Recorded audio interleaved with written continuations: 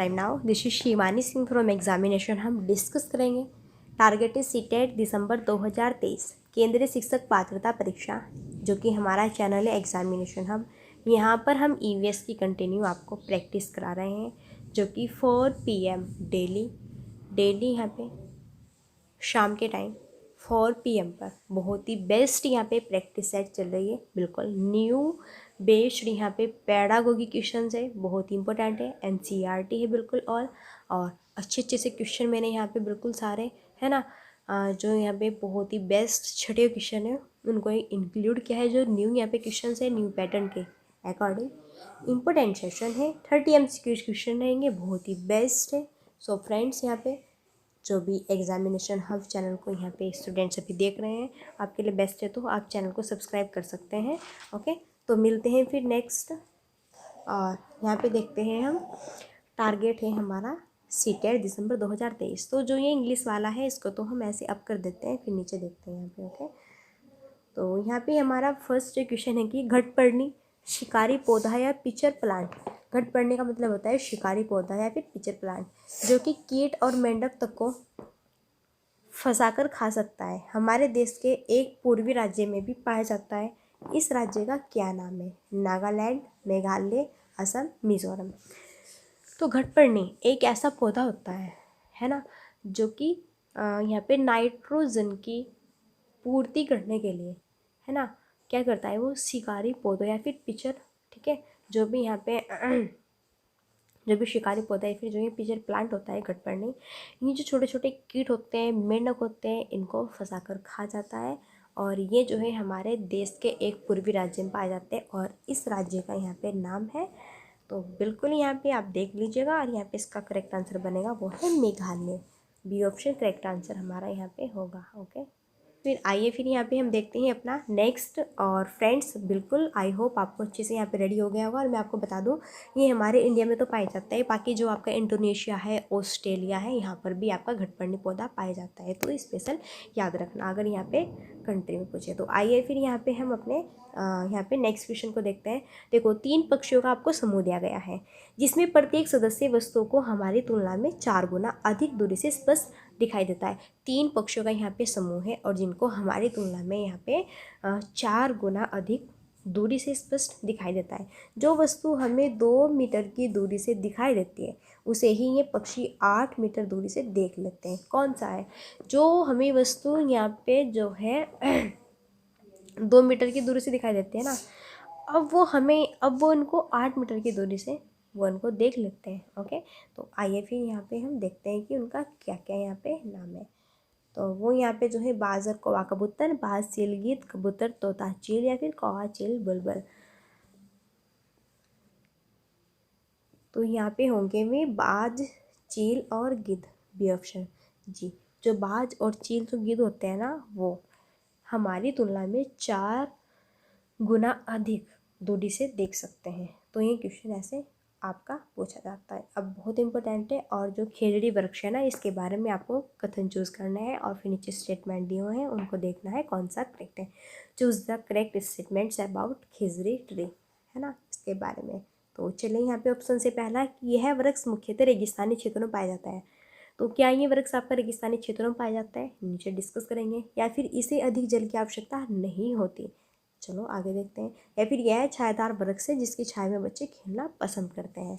या फिर यह अपने तने में जल एकत्र करता है और लोग पतले पाइप से जल को पीते हैं? तो यहाँ पे हमारे ऑप्शन इस तरह से हैं 1 2 3, 1 3 4, 1 3 4, 1 2 4। कौन कौन से करेक्ट है? अब आप यहाँ पे देख लीजिए। पहले तो मैं आपको देखूँ, ये इतने लॉन्ग लॉन्ग क्वेश्चन होते हैं, मैं यहाँ पे इसको पूरी स्क्रीन से तो नहीं ला सकती, पूरी स्क्रीन पे। तो देखो, जो खेजड़ी वृक्ष होते हैं इनके बारे में मैं आपको एक ही यहाँ पे बहुत ही बेस्ट स्टेटमेंट बताऊंगी। बिल्कुल ये रेगिस्तानी क्षेत्रों में पाए जाते हैं और इसको अधिक जल की आवश्यकता नहीं होती है। जब रेगिस्तान में है तो रेगिस्तान में तो इतना जल नहीं है, पानी नहीं है, इतनी सुविधा नहीं है वहाँ पे, तो जल की इसको आवश्यकता नहीं है। और हाँ, ये छायादार वृक्ष होते हैं और इसकी छाया में यहाँ पे बच्चे खेलते हैं। लेकिन यह अपने तने में जल एकत्र करता है और पतले पाइप को जल से इस जल को पीता है। तो ये यहाँ पे स्टेटमेंट गलत है। फर्स्ट, सेकंड और थर्ड बिल्कुल करेक्ट है। इस तरीके से हमारा यहाँ पे इस क्वेश्चन का ए ऑप्शन करेक्ट होगा।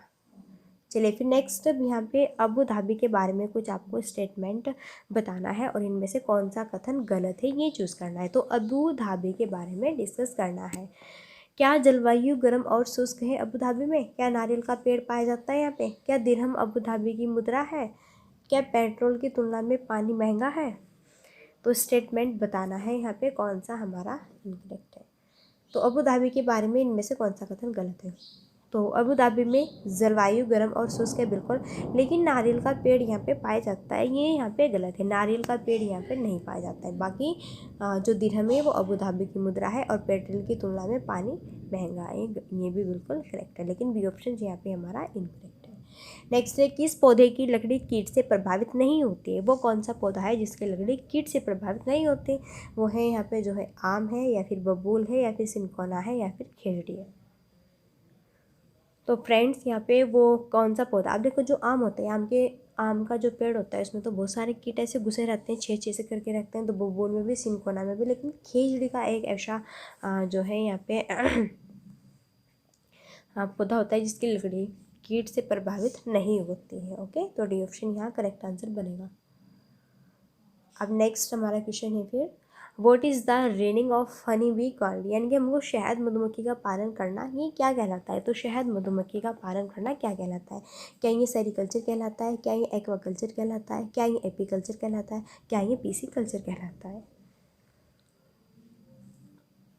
तो शहद मधुमक्खी का पालन करना क्या कहलाता है? ये यहाँ पे एपी कल्चर कहलाता है। तो सी ऑप्शन करेक्ट आंसर यहाँ पे बिल्कुल हमारा हो जाएगा।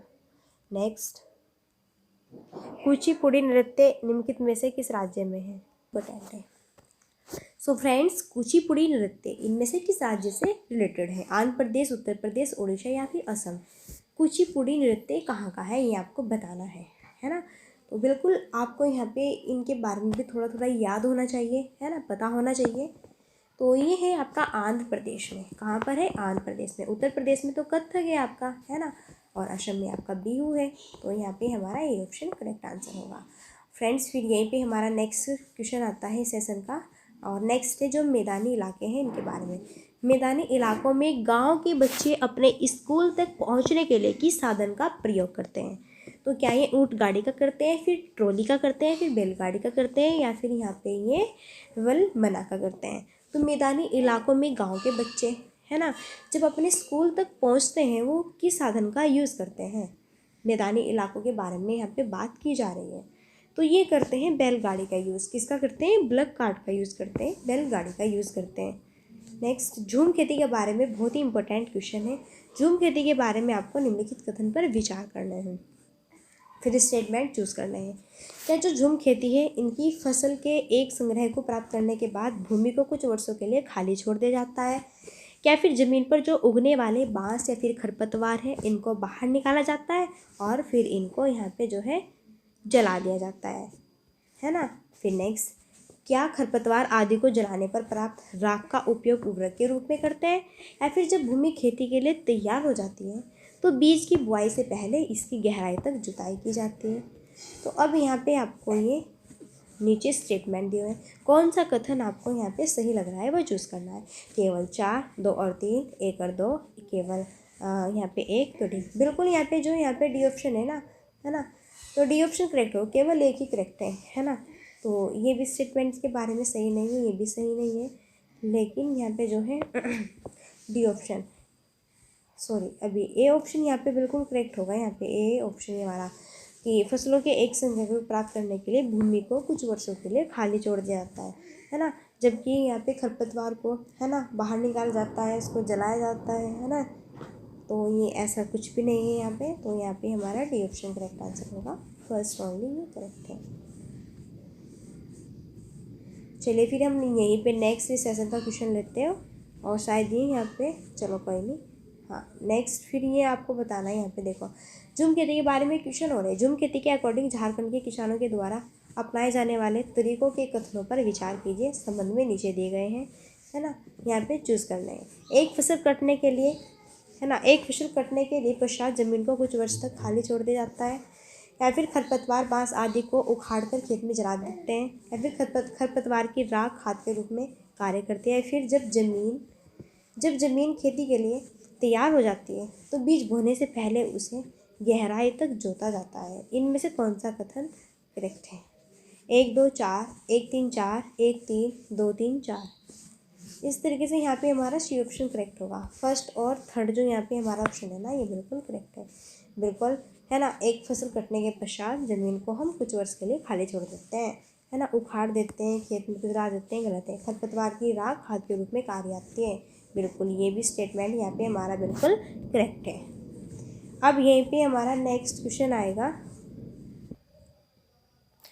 सो फ्रेंड्स, फिर अब यहाँ पे हमारा नेक्स्ट क्वेश्चन आता है और नेक्स्ट ये क्वेश्चन है अल ब्रूनी।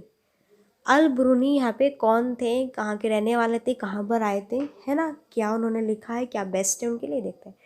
अल ब्रूनी एक यात्री जिसने हमारे देश का भ्रमण किया था के बारे में हम नीचे दिए गए कथनों पर चर्चा करेंगे। अल ब्रूनी ने भारत का भ्रमण 1000 वर्ष से भी पहले किया था। उसने उन चीज़ों के बारे में लिखा जो उसके अपने देश से बहुत भिन्न थे, विशेष रूप से पानी को एकत्र करने के लिए बनाए गए तालाब। या फिर हम उनके लेखों से अपने इतिहास के बारे में बहुत कुछ सीख सकते हैं। तो इनमें से करेक्ट जो स्टेटमेंट है वो कौन सा है अल ब्रूनी के अकॉर्डिंग? तो बच्चा यहाँ पे जो है 2 3 या फिर 2 और 3 या फिर 1 2 3 ये सारे ही करेक्ट है, बिल्कुल। तो अल ब्रूनी जो है ये भारत का भ्रमण 1000 वर्ष से पहले भी इन्होंने किया था यहाँ पे, और उसने उन चीज़ों के बारे में लिखा, है ना, जो कि देश से बहुत भिन्न थी और विशेष रूप से पानी को एकत्र करने के लिए बनाए गए तालाब। और यहाँ पे जो हमारा इतिहास है ना उसमें, ठीक है, बहुत कुछ जानने को मिलता है हमारे इतिहास के बारे में, इन्होंने बहुत कुछ लिखा। तो यहाँ पे डी जो यहाँ पे हमारा ऑप्शन है ये बिल्कुल करेक्ट ऑप्शन होगा। चलिए नेक्स्ट है पर्यावरण। पर्यावरण, है ना, कक्षा 5 की पर्यावरण अध्ययन की पाठ्य पुस्तक का एक पार्ट उसी से ठंडा उसी से गर्म डॉक्टर जाकिर हुसैन के द्वारा लिखी गई एक कहानी है। उन्होंने बच्चों के लिए, है ना, ऐसी कई कहानियाँ लिखी। अपनी मृत्यु के समय वे क्या थे? भारत के प्रधानमंत्री, मुख्य न्यायाधीश, उपराष्ट्रपति या फिर राष्ट्रपति?